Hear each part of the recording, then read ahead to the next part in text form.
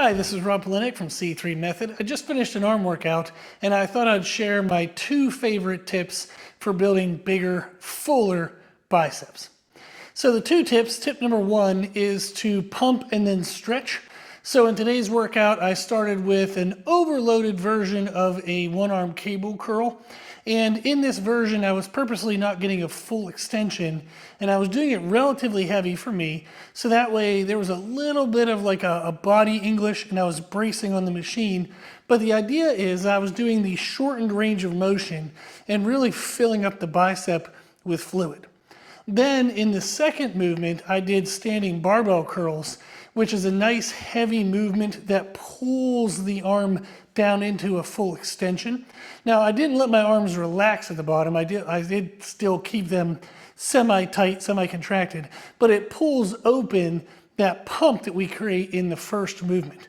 Now you can do those supersetted where you do one exercise into the other to save time, but I did the pump stuff on its own because I was going from one arm right to the other, and then I did the straight bar curls on their own as well. The idea of getting the pump first and then a heavy movement that stretches open the muscle allows you to get better damage or better muscle stress, we'll call it that, better muscle stress in that second movement. And you often don't even need as heavy of weight load.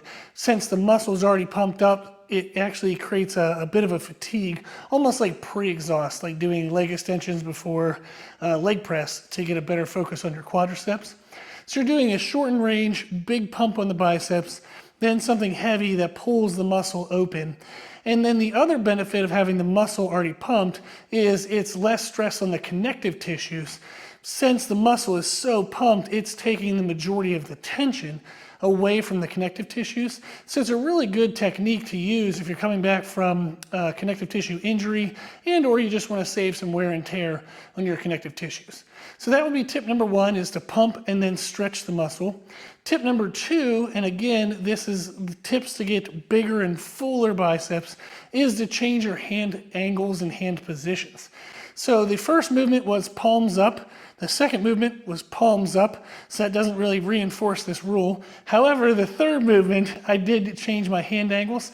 I actually did alternating reverse curls, so as my palm was actually angled down.